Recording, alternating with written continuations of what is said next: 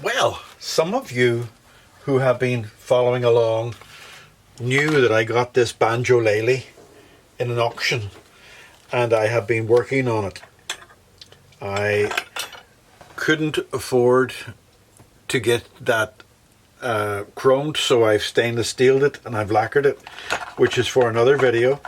But as you see, it's a 100-year-old Banjolele that I'm putting together. Now, I thought they're pretty rare, which they are, but this turned up on my doorstep today. Another Banjolele, which is about 90 years old, but it's just a touch bigger than that Banjolele. Can you see that from there? It's just a touch bigger. But not only that, this turned up on my doorstep today. Let me just pull out here. A big Banjolele. So I've got a baby 100-year-old, brother 100-year-old, and the mommy of all 100-year-old. I think that might actually be about 90 years old. So you've seen in other videos what I've been doing with this, and I've got the new skin head, which I've ordered. Not sure whether I'm happy with it or not yet, but we'll see. And I'm going to do that, and this is all prepared, ready to put together. So let's have a look at the other two that arrived today. These are fairly rare instruments. You find them in auctions from time to time. So for a brother and sister like that to turn up on the doorstep is amazing. So this one here is a slightly higher quality. Same case, but slightly bigger. Needs a bit of work. Got a plectrum in it as well. We'll put that in there. That's not the right plectrum. We'll show you something in a minute. So that case needs to be fixed up. But this is the Banjolele itself. And as you can see, it's identical in every respect to the other Banjolele, except for it's bigger all round. It's got a thicker neck, and it's got the brass heads on it. There you are, right? So the thing that has to be done with this one is there's a bit of crush damage there. It needs a new skin because it's ripped and it's rusted. So I'm not trying to restore this as new, but that's completely out of shape because the strings have pulled it, and there's some out of date screws in there that are the wrong type of screws that throw it out of case. So it all needs a good general cleanup and tidy up. And then we go on to the mother of all, the mother of all Banjoleles. This one. Right. Now this is the same neck, but much thicker. But it's got almost a full-size banjo head on it.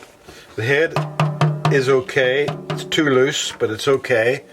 The neck is slightly crooked. Everything's pretty good with this. Got a fairly solid back on it. It's got the same type of tuners, brass tuners, and a very thick neck down at the bottom to take the strength of it all. Let me just show you down there. And the neck's out of position. It just needs to be twisted a bit. But overall, it's in not bad shape. And as you see, there's a terrible action on it, which we're going to fix. But I thought, very interesting. These are very difficult to get. Fairly rare. And you find them in the auction houses and damaged sometimes. But to have the mummy, daddy, and not the mummy and daddy, but the brother and sister of Banjoleles is a good thing.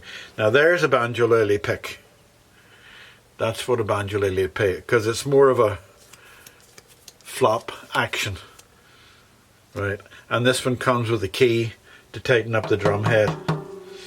So stick around, and I'm going to do these tidy. I'm going to distribute your clients to one, so I'm going to do the clients first. Obviously mine's going to have to sit to the end.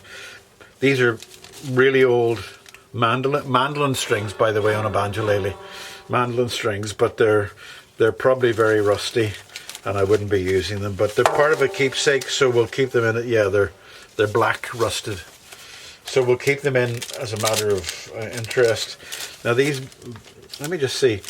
G Soulforth covered strings 109. Doesn't tell you where they came from, but they're quite old and they're of no use other than sentimental value. Now, I've tried looking up more details on these banjoleles. They first started making in 1917, and then they took off when George Formby started to play one. And in the 1920s they really started to take off. So these banjos were made in the 1920s mostly. I think that the one I have at the very beginning was made around the very beginning, 1918, just at the end of the war. But it's fascinating that none of the ones that I have any identifying markers. But when we take it apart, we'll see inside. The one thing I notice about this one, or your wife may think maybe it's about 80 years old, is that those are plastic as opposed to the other ones that have bone nuts on them. But I'll put up the videos as we go along. We'll probably do both at the same time, and then I'll go back onto my own and do that. All right, cheers. Now wait.